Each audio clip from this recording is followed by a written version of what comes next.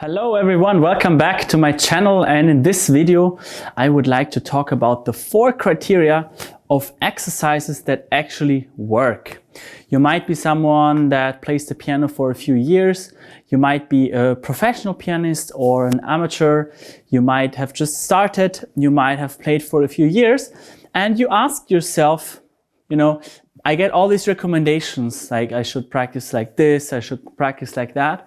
But how do I actually know which exercises are good for me or which exercises work?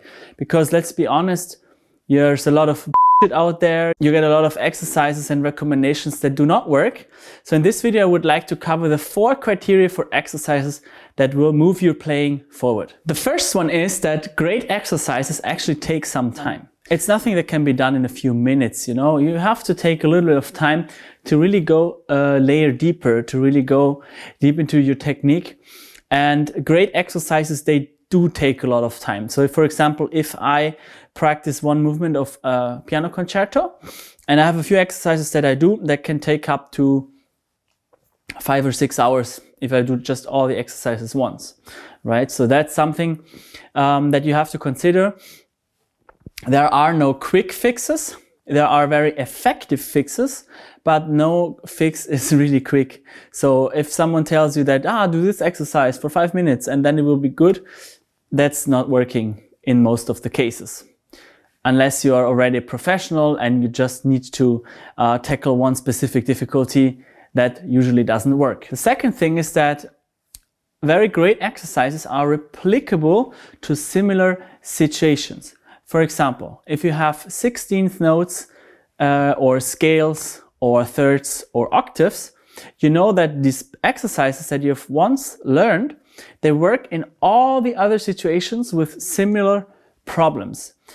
So for example, if you have 16th notes and you have 2, 3, 4, or 5 exercises that you always do, you know that you will have these exercises ready, working in your favor in other 16th passages. So if someone tells you that you have an exercise just for this specific situation, that doesn't really make sense. So why would you bother learning an exercise for a situation that you can never use again?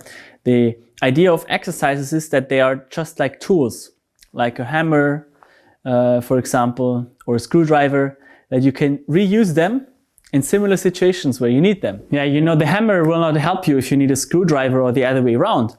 But if you have the tools ready for you and always at hand and always with you, you can use them whenever they are needed. The third point, and this is probably the most important one in my opinion, is that great exercises, they work with the right amount of tension and release.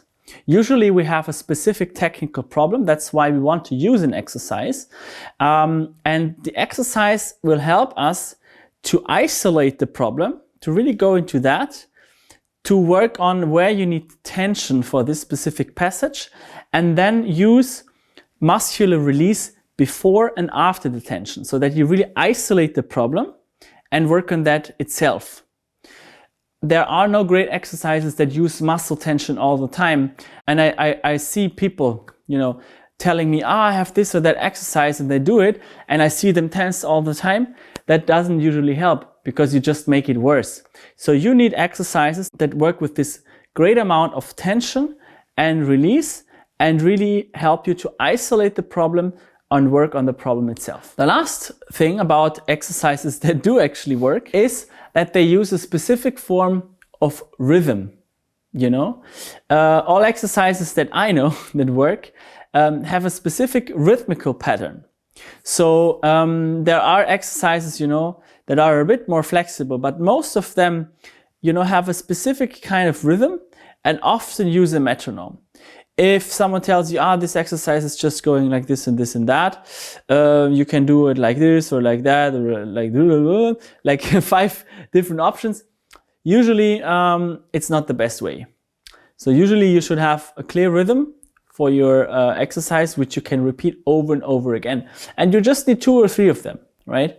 The exceptions are exercises to build muscular strength, also independence to some degree, but also those have usually a very clear rhythm. So please keep these 4 things in mind if you really want to use exercises that help you and not waste any time, because bad exercises will actually make things worse for you. And if you want to know what kind of exercises I use to perfect my playing in very short amount of time, and nowadays, I have a huge repertoire and I have many concerts with different pieces that I have to play. So I'm very, very efficient with my practice. If you want to learn how that works for you, then sign up for a free strategy session with me where we look at your playing and decide together what exercises you have to do.